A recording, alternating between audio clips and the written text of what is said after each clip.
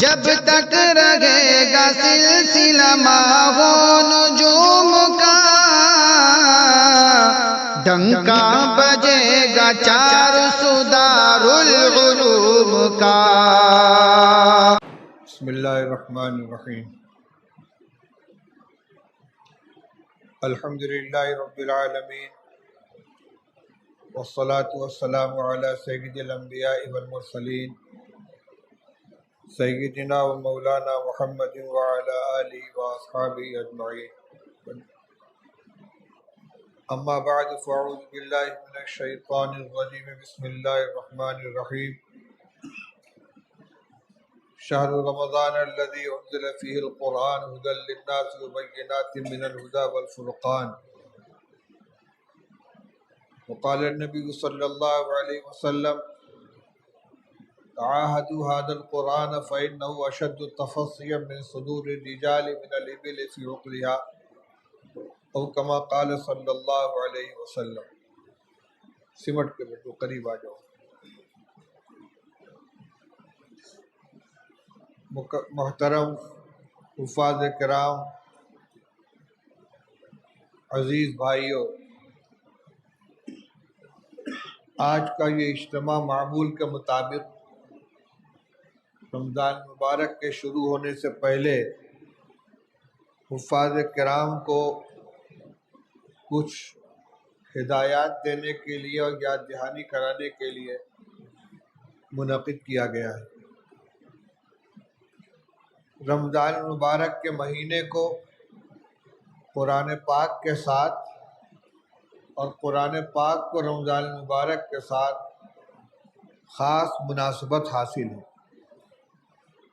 اللہ جل شانہ نے قرآن پاک کے اندر رمضان مبارک کی عظمت کو بیان کرنے کے لیے اور رمضان کا تعارف کرانے کے لیے قرآن پاک کا حوالہ دیا، اور قرآن پاک کی عظمت کو بتانے کے لیے رمضان المبارک کا حوالہ دیا۔ چنانچہ فرمایا شہر رمضان الذی انزل فیہ القرآن، رمضان کا مہینہ وہ مہینہ ہے جس میں قرآن نازل کیا گیا۔ اس سے رمضان کے مہینے کی عظمت معلوم ہوتی ہے کہ قرآن جیسی عظیم الشان کتاب نازل کرنے کے لیے اللہ جل شانہ نے اس مہینے کا انتخاب فرمایا۔ دوسری طرف فرمایا انا انزلناہ فی لیلۃ القدر، ہم نے قرآن کو شب قدر میں نازل کیا، یعنی شب قدر کی عظمت کو بیان کرنے کے لیے یہ حوالہ دیا گیا کہ اس رات کا اللہ تعالیٰ نے قرآن نازل فرمانے کے لیے انتخاب کیا۔ یہی وجہ ہے کہ رمضان المبارک میں خاص عبادت قرآن پاک کے تعلق سے مشروع قرار دی گئی، جس کو نماز تراویح کہتے ہیں، جس میں 2 سنتوں کی ادائیگی کی جاتی ہے۔ ایک 20 رکعت تراویح با جماعت ادا کرنا، اور دوسرے تراویح کے اندر 1 مرتبہ مکمل قرآن پاک کی تلاوت کرنا۔ یہ 2 مستقل سنتیں ہیں۔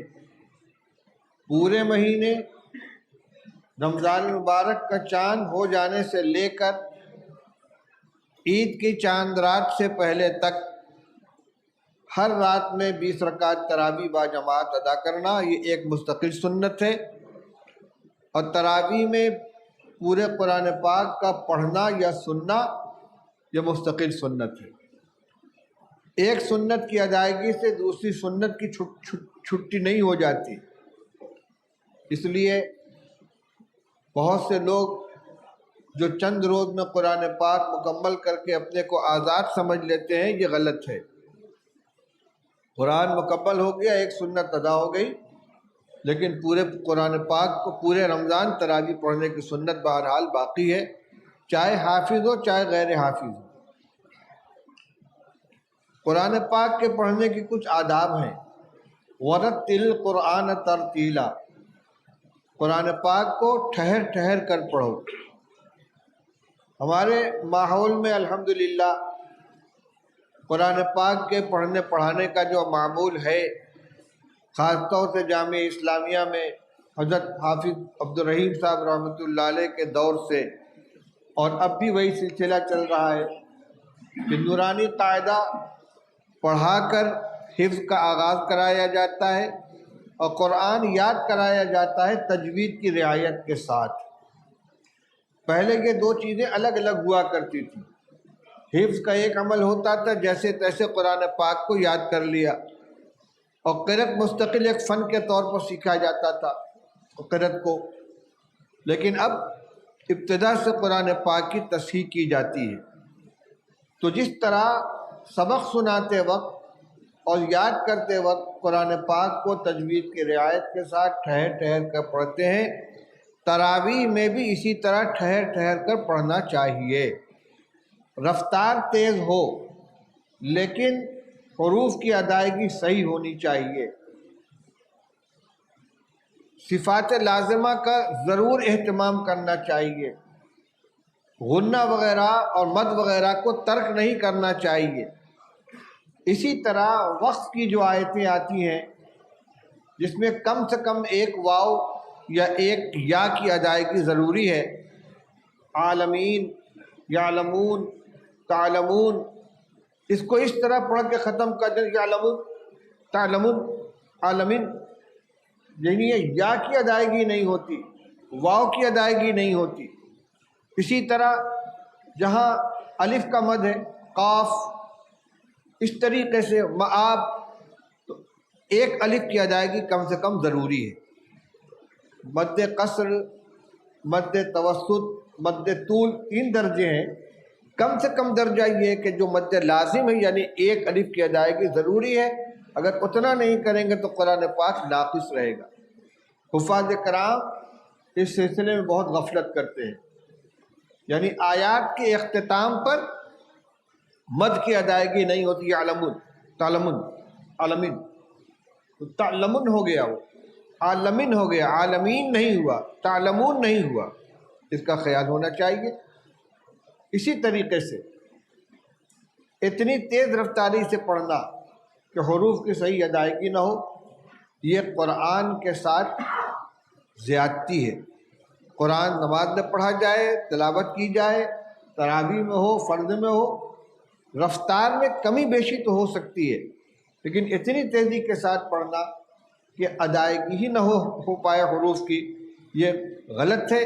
اور ایسے ہی پڑھنے کے بارے میں کہا گیا ہے کہ کچھ لوگ ہیں جن کو قرآن جو پڑھتے ہیں قرآن، اور قرآن ان پر لعنت بھیجتا ہے، اس لیے حفاظ کرام اس کا خیال رکھے۔ دوسری چیز یہ کہ قرآن پاک کو صرف رمضان المبارک کا مشغلہ نہ بنائے۔ اس وقت تو خیر رمضان المبارک ہے، قرآن کا دور اور قرآن کی تلاوت پورے سال اس طریقے سے ہونا چاہیے کہ رمضان المبارک کے لیے کوئی الگ سے اہتمام نہ کرنا پڑے۔ یکساں قرآن یاد رہنا چاہیے پورے سال۔ اور جو ہمارے پرانے حفاظ کرام ہیں یا تھے، ان کا یہی حال تھا۔ بہت سے قصے، بہت سے واقعات سنے ہیں کہ حفظ کرنے کے بعد مدت تک تراویح پڑھانے کا موقع نہیں ملا، لیکن اچانک کھڑا کر دیا گیا تو پارے کے پارا پڑھتے چلے گئے، کہیں کوئی تشابہ تک نہیں لگا۔ ہم نے دیکھا حضرت مولانا قاری صدیق صاحب باندھوی رحمۃ اللہ علیہ بوڑھے ہو چکے تھے، کمزور تھے، بیمار رہتے تھے۔ دیوبند میں حضرت مفتی محمود صاحب نور اللہ مرقدہ کی خانقاہ میں آئے، اپنی تراویح ختم کر کے آئے تھے۔ ایک ساتھیوں نے طے کیا کہ آج حضرت سے تراویح پڑھوائی جائے گی، لیکن ان سے نہیں کہا گیا کہ آپ کو پڑھانے انکار کر دیتے، لیکن حافظ سے کہہ دیے کہ آج تراویح کے لیے آگے مت بڑھنا۔ چنانچہ عشاء کی نماز ہو گئی، سنت پڑھ لی گئی، اور تراویح پڑھانے کے لیے مصلی پر کوئی نہیں گیا۔ مولانا بالکل پیچھے کھڑے تھے، وہ سنت پڑھ کر کھڑے ہوئے، کان تک ہاتھ اٹھا کے کھڑے ہوئے، اللہ اکبر کی آواز نہیں آ رہی ہے۔ کہ کیا بات ہے بھائی؟ حضرت تراویح آج آپ پڑھائیں گے؟ ارے بھائی بہت تھکا ہوا ہوں۔ نہیں حضرت پڑھا دیجیے، جتنی بشاشت ہو۔ مصلی پر آ گئے، پوچھتے کہاں سے پڑھنا ہے؟ نیت باندھنے سے پہلے نہیں معلوم ہے کہاں سے پڑھنا ہے، بتایا گیا فلاں پارے سے، اللہ اکبر، اور اس کے بعد کئی پارے مسلسل پڑھے چند رکعت میں۔ اس کے بعد کہا حبیب تو آ جا، صاحبزادوں کو بلا دیا، آگے انہوں نے پڑھ لیا۔ جبکہ مولانا صدیق صاحب وہ آدمی تھے کہ جن کو رات دن میں 1 منٹ کی فرصت نہیں ملتی تھی. تعویذ والے ہیں، دعا کرانے والے ہیں، مدرسے کے معاملات ہیں، لیکن قرآن پاک کا شغف تھا. میں نے ابھی قرآن پاک کی ایک آیت پڑھی تھی اور ایک حدیث پڑھی ہے. قرآن پاک کی تو وہی آیت تھی جس کا میں نے ترجمہ کیا کہ رمضان کا مہینہ وہ مہینہ ہے جس میں اللہ جل شانہ نے قرآن کو نازل فرمایا، اس میں قرآن نازل کیا گیا ہے. حدیث یہ کہ رسول اللہ صلی اللہ علیہ وسلم نے ارشاد فرمایا کہ قرآن کی نگرانی کرتے رہا کرو، دیکھ ریکھ کرتے رہو، خبر لیتے رہو، کیونکہ یہ قرآن سینوں سے اس سے زیادہ تیزی کے ساتھ نکل جاتا ہے جتنی تیزی سے قرآن جو جانور اپنی رسی چھڑا کے بھاگ جاتا ہے. جانور کو باندھ دو، کوشش میں رہے گا کسی طرح رسی چھوٹے میں بھاگو، اس سے زیادہ تیزی سے قرآن سینے سے نکل جاتا ہے. اس لیے نگرانی کرتے رہو. اگر مطمئن ہو کر بیٹھ جاؤ گے قرآن سینے سے نکل جائے گا. کیوں؟ اس لیے قرآن اللہ کا کلام ہے اور اللہ تعالیٰ کی ذات مستغنی بھی ہے، غیور بھی ہے، بے نیاز بھی ہے اور بڑی غیرت والی ہے. محتاج بن کر قرآن کے ساتھ ہم جڑیں گے تو ہمارے سینے میں محفوظ رہے گا، اور ذرا سا بے نیازی برتیں گے تو اللہ کی غیرت اس کو برداشت نہیں کرے گی، چھین لی جائے گی یہ دولت. دوسری بات یہ تھی کہ حفاظ کرام کو امامت کرنی ہوتی ہے. امام کی کچھ صفات ہوتی ہیں، ان صفات کو بھی اپنے اندر پیدا کرنا ہے. ایسا نہیں ہے کہ تراویح کے امام کی کچھ اور صفات ہوں، پنجگانہ امام کے لیے کچھ اور صفات ہوں. امامت بہرحال نماز کا ایک بہت اہم منصب ہے. رسول اللہ صلی اللہ علیہ وسلم فرمایا الامام ضامن والمؤذن مؤتمن. امام تمام نمازیوں کی نماز کا ضامن ہوتا ہے، سب کی نماز اس کے نماز کے اندر رہتی ہے. امام کی نماز اگر فاسد ہوگی تو سب کی نماز فاسد ہوگی. امام کی نماز کمزور ہوگی تو سب کی نماز کمزور ہوگی، کیونکہ پوری جماعت کی نماز ایک نماز ہے. اس لیے حافظ کو قرآن پاک کے یاد کرنے کے ساتھ ساتھ پورے سال نماز پنجگانہ مسجد میں باجماعت اہتمام کے ساتھ ادا کرنا چاہیے. ایسے تمام کام سے اپنے آپ کو بچانا چاہیے کہ جو آدمی کی ثقافت، عدالت اور اس کی نیکی کے اوپر دھبا ڈالتے ہیں. آج کل موبائل کا زمانہ عام ہو گیا ہے، موبائل میں فلمیں رہتی ہیں، ویڈیو رہتے ہیں، پتہ نہیں کیا کیا غلاظتیں بھری ہوتی ہیں، اور ہر ایک کے ہاتھ میں بڑے سائز کا موبائل رکھا ہوا ہے. تو اگر بیٹھ کے اس کو دیکھ رہے ہیں، فلمیں دیکھ رہے ہیں، تو اگر کوئی کھلے ہوئے فلم دیکھ رہا ہو سنیما گھر میں یا ٹی وی کے اوپر، اس کو امام بنائیں گے آپ؟ بھائی یہ امامت کے لائق نہیں ہے، تو فلمیں دیکھتا ہے. تو اگر وہ تنہائی میں بیٹھ کے فلمیں دیکھ رہا ہے تو کوئی امامت کے لائق ہوگا وہ؟ یہ اس کو کوئی نہیں جانتا، لیکن وہ خود تو جانتا ہے. اس لیے جب اللہ نے اتنی بڑی دولت عطا فرمائی، قرآن کی دولت دی ہے، تو قرآن کی عظمت کا بھی خیال کریں. یہ نگاہ جس سے قرآن پاک کو دیکھا ہے، یہ زبان جس سے قرآن پاک کی تلاوت کرتے ہیں، اس کو پاک صاف رکھیں. نمازوں کا اہتمام کریں، گندے الفاظ زبان پر نہ آئیں، گالی زبان پر نہ آئیں، جھوٹ نہ بولیں، فحش قسم کا مذاق نہ کریں، نگاہوں کی حفاظت کریں، جماعت کا اہتمام کریں. اور اس کی حفاظت کے لیے جو جیسے اساتذہ اور ذمہ دار ترتیب بنائیں، دور کو پابندی کے ساتھ کرتے رہیں. تراویح اپنی مکمل ہونے کے پہلے بھی اور تراویح مکمل ہونے کے بعد بھی دور کا اہتمام ہونا چاہیے. جیسی جوڑی بنا دی جائے اس کے اعتبار سے، اور کوئی عذر نہیں ہونا چاہیے اس کے اندر. ایک تو خود اپنا قرآن محفوظ ہوگا، مضبوط ہوگا، دوسرے جس ساتھی کے ساتھ جوڑ کریں گے اس کے معاون بنے گے، اس کے مددگار بنے گے. اس میں کسی طرح کی سستی اور ڈھیل نہیں ہونی چاہیے. رمضان شریف میں نے کہا امامت کی ذمہ داری بھی ہے اور حافظ ہونے کی بھی ذمہ داری ہے. اس لیے 5 وقت کی نماز فجر سمیت باجماعت مسجد کے اندر ادا کرنا چاہیے. نماز میں تعدیل ارکان کا بھی خیال رکھیں. رکوع سجدہ اتنا تیز نہ کریں کہ نماز ناقص ہو جائے. بہت مشہور روایت ہے، حضرت ایک صحابی خلاد بن رافع رضی اللہ عنہ مسجد میں آئے، رسول اللہ صلی اللہ علیہ وسلم تشریف فرما تھے، ایک کنارے کھڑے ہوئے، جلدی جلدی 2 رکعت نماز ادا کی.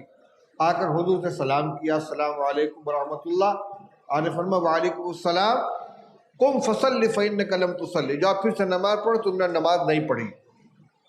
اور پھر گئے، پھر انہوں نے اسی طرح نماز پڑھی.